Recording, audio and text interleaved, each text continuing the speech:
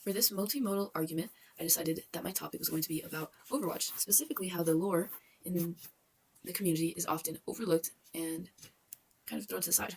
So, let's start off. What is Overwatch? In the words of Overwatch themselves, or Blizzard, the company that created Overwatch, Overwatch is a free-to-play, team-based action game set in the optimistic future, where every match is the ultimate 5v5 battlefield brawl. Play as the time-jumping freedom fighter, a beat-dropping battlefield DJ, or one of the other 30 unique global heroes. The lore for Overwatch is often very overlooked, and a lot of times not even known. I would say that a good amount of the players just play it for fun and don't know a lot of the details that went into the storyline that kind of holds the whole game together. I have personal experience with this, as a lot of my friends do play the game Overwatch, or in specific Overwatch 2. They do play Overwatch 2, but they don't know any of the lore about it. And when asked if they would like a quick rundown, they kind of realize that the game itself makes more sense when you take into account the story behind it. So I think that the biggest reason that the story itself is overlooked is that the developers of the game themselves kind of gave up on the story for a little while. It was kind of a big deal after the second game came out that what was mainly promised, what would be a story mode where people could kind of get more into depth while playing the game, it was never created. It was never accomplished, and it was one of the main features that was promised to come out with the release of Overwatch 2.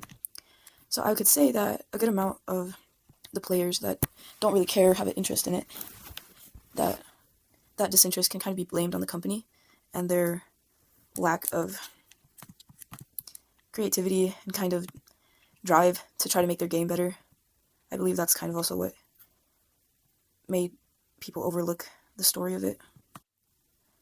So, to kind of prove that the game is a lot better when you know the story, I'm going to be doing a quick little rundown of everything that goes on in the lore.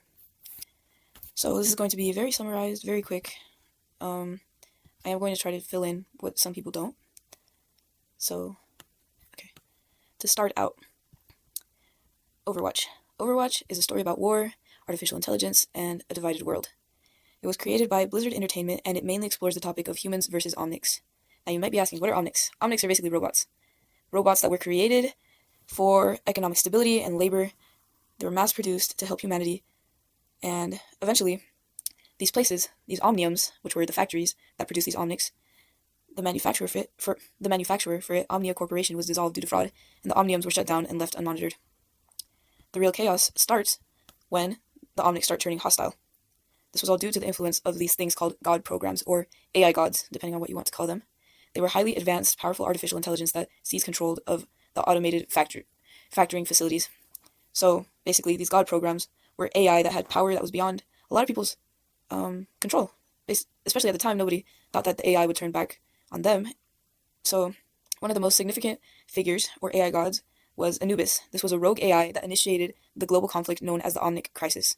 The Omnic Crisis is basically the first kind of world war of their universe, just to say it that way. It was the first war where it was robots against humans, rogue AI against soldiers. So, what set off Anubis? Anubis was actually originally designed to oversee global conservation efforts. So, what ended up happening was Anubis ended up kind of seeing humanity as a disconvenience to nature itself and just everything. It calculated that the goal of global conservation could not be achieved as long as humanity existed, because of global warming, because of war, because of all the horrible things that humans do. So what Anubis did was it reactivated the dormant omniums, so the factories, and it began creating these legions of militarized robots. The main robots that could be seen were Bastions and OR-14 units. So what ended up happening was the God program could kind of take over all these Omnics and make them do what they wanted, creating kind of a hive-minded Omnic army. So what happened was that during this time, there was a thing called the Awakening. And so what the Awakening was basically during the first Omnic crisis, most of the Omnics weren't sentient. So they were just sophisticated machines kind of just receiving orders from the AI god and doing them. The awakening was a part of Aurora's sacrifice. Aurora was this Omnic who sacrificed herself. Actually, she was the first sentient Omnic, first one ever. She sacrificed herself to transmit her consciousness to every Omnic on Earth. This is kind of what gave every Omnic free will. It was known as the Awakening because it woke all of them up. It allowed them to break free from Anubis' control and make their own decisions. So, when that happened, the crisis kind of ended, and Anubis ended up being quarantined by Overwatch. So, now that we're here, I could kind of say what groups existed during this time. So, before the Awakening, it was just the Omnics and Overwatch. Overwatch was fighting against these hive-minded Omnics, and it was basically this group that was trying to save humanity. It's the image they wanted to put out. But after the war ended up coming to a wrap, a lot of groups formed from the chaos. So I'll be reading off a few of these groups. So the first one, I think the most prevalent after the war, was Null Sector. This group was led by an Omnic named Ramatra. It was kind of really a extremist group. They kind of believed that they had a lack of rights for the sentient Omnics and thought that the only way that the goal of equality or even just having basic rights would be violent revolution. They wanted to achieve equality for the Omnics, and they did a lot of violent things to get to that, or to try to get to that. The other group that kind of emerged was Talon. So Talon, its key members around that time were Antonio, all these other people. Basically, Talon is kind of just a selfish, evil kind of group. It could be classified as a terrorist organization. It's basically what it is. At the time of the First War, there was less members in it, but I'll come back to that later. Vishkar Corporation, order through control, basically, is what they stood for. Vishkar is a global tech corporation who focused on creating perfect cities. That wasn't really who they were. They're kind of also an evil corporation. They exploited really vulnerable communities, kind of colonized in a way, controlled the populations there. The key members that we know now are Domina and Symmetra. We have also the Deadlock Gang, which are outlaws, kind of a Western theme. The key members were Ash, Cassidy, and Ash's Omnic servant, Bob. They kind of had freedom through crime to survive through the lawless system. As well, there was the Junkers. This is my favorite one. I think they're pretty interesting. So they're survivors of an Australian wasteland. The origin of it is back when the war was starting, one of the Omniums actually exploded and created an irradiated zone. So it's an Australian section that has kind of a bit of radiation to it, which made it its own society and have its own leaders and laws and kind of traditions and stuff. The key figures are Junker Queen, Roadhog, Wrecking Baller, Ham, and my favorite out of all the Overwatch, Junkrat. It was just kind of anarchy and survival. We have the Shambali, which is the peaceful Omnics. The key members are Madonna and Zenyatta. These key members are Zenyatta, Madonna, and at one point Ramatra. They believe that harmony between humans and Omnics could be achieved peacefully, and it was believed by Ramatra before he saw the oppression that his fellow Omnics had to go through. So, the golden age of Overwatch, back when it was the first global peacekeeping force that it was. I would say the leader at the time would kind of be Jack Morrison, which is Soldier 76. He kind of was in charge of a lot of it, as well as Gabriel Reyes, which is Reaper. So, these two are kind of the face of Overwatch at the time, as well as some other original members like Ana, Reinhardt, and Torbjorn, and Mina Liao, but there's not much of her in the game.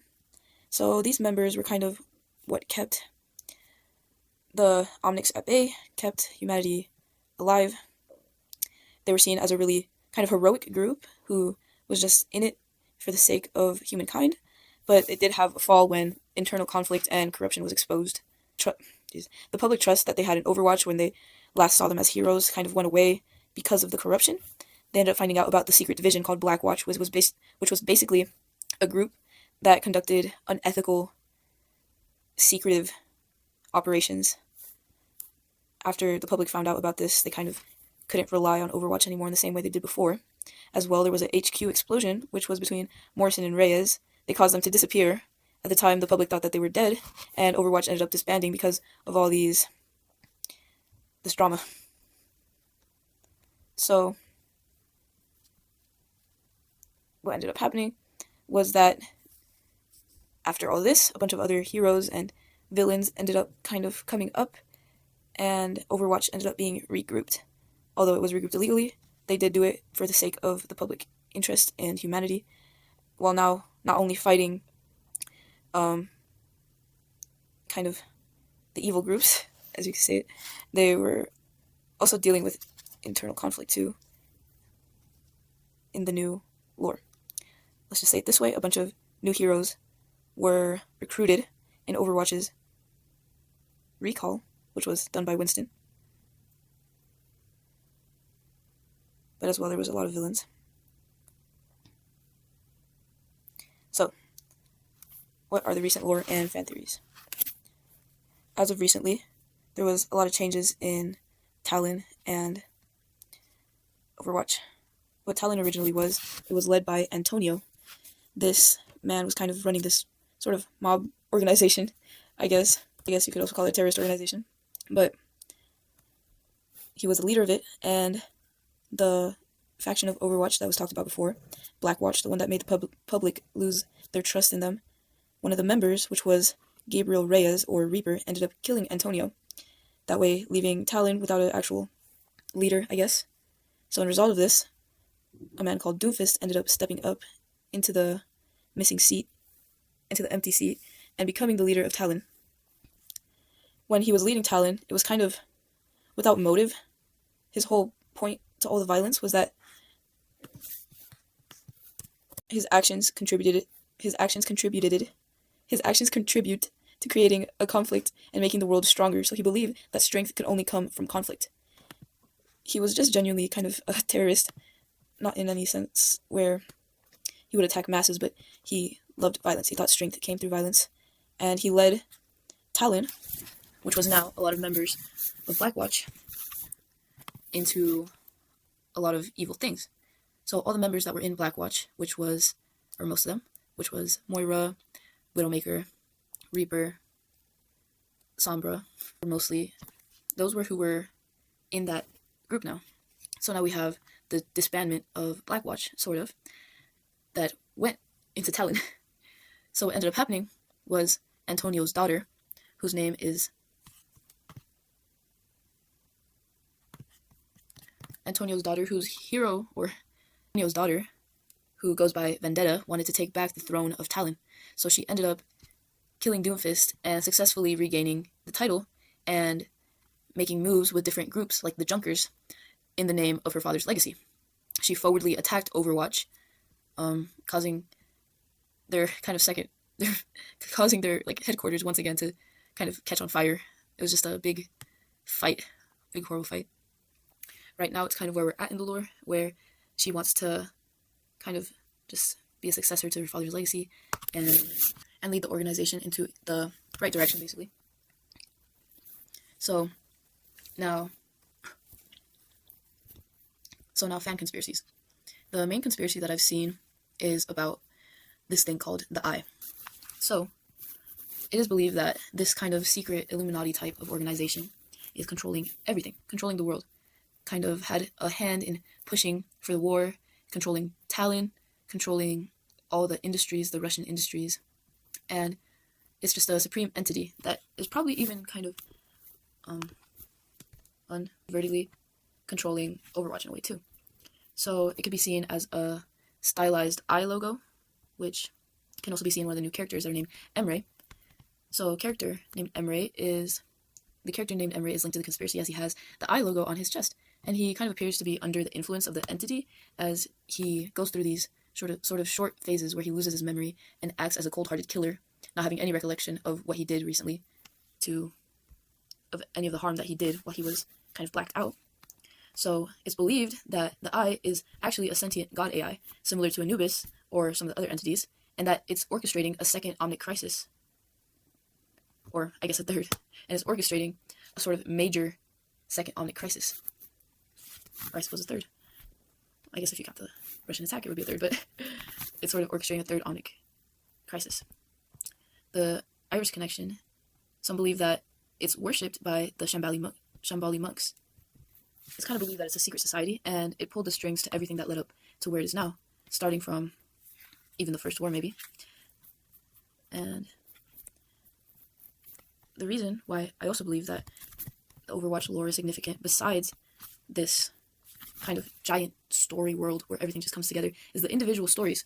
Every single character has their own story, which are all tragic and horrible, which led them to become evil monsters and terrorists, or that led them to be heroes who wanted to help protect others. Even simple lives, some of the more simple characters, they even have their own backgrounds that kind of make you realize why they are the way they are in the game. So, a few examples of this would be Widowmaker. She's one of the people who were originally taken into Talon, and you could say that she's a horrible person because she killed Madonna, which was one of the major influences of the Shambali monks, the peaceful group of Omnics. It could be thought easily that she's actually a horrible person and evil, when in reality her story is much deeper than that. It comes to show when you realize that a lot of the actions that she does is out of her control. This started when Moira, the scientist for Talon and at one point Blackwatch, kind of kidnapped her and did a lot of experiments and brainwashing on her, and ended up brainwashing her and torturing her into killing her own husband. She created Widowmaker to be this kind of perfect sniper who could never miss because her heart never beats too fast. She never gets scared or nervous. She basically made her own warrior, her own sniper, which is what Widowmaker is. And regardless of what she felt or what she was going through, made her kill her own husband and have nowhere else to go except Talon. Widowmaker has a lot of instances where she shows that she still cares about her husband even though she killed him. It's kind of like she has no control over anything that she did or does, and it kind of expands on her character. It's something that you wouldn't really know unless you kind of look into the story. Another instance could be the character Mei, which is a part of Overwatch. You would think because of her bubbly personality in the game that she went through a sort of normal backstory and had a normal upbringing. But in reality, when you look into the animatics or any of her storytelling, it's easy to see that she's actually a very courageous, tough woman, even though in the game she's portrayed to be more shy. This is because she is a scientist, and when she was undergoing cryosleep, which was basically being put to sleep for a while under cold temperatures, when she awoke from it, all her colleagues ended up being dead. They ended up dying in the cryosleep because their chambers malfunctioned, and she was stuck in the middle of the Antarctic with no help, no signal, nothing to help her get out of the situation. And she overcame those struggles and ended up creating her own device, which is the one that she uses in the game, where she can create ice out of this sort of engineered water, and ended up climbing her way up this tower with that ice gun, this ice gun, and ended up getting a signal to call for help for herself, but also to be called in by Overwatch. A lot of these stories and a lot of these backstories, and even the main one, wouldn't be known and wouldn't be cared about by a lot of people, but it really does expand the value that the gameplay has when playing it. Anyways, I think that's my whole argument, that just looking a little bit deeper into the game can create a lot more fun when you're playing the game, I guess. Or looking more into the lore creates more fun when you're playing the game. And I should know this because I've been playing it consistently since it came out, as well as following the lore. So if anyone can say anything about it, I would be pretty qualified. But overall, that's all I have to say, and yep, that's it.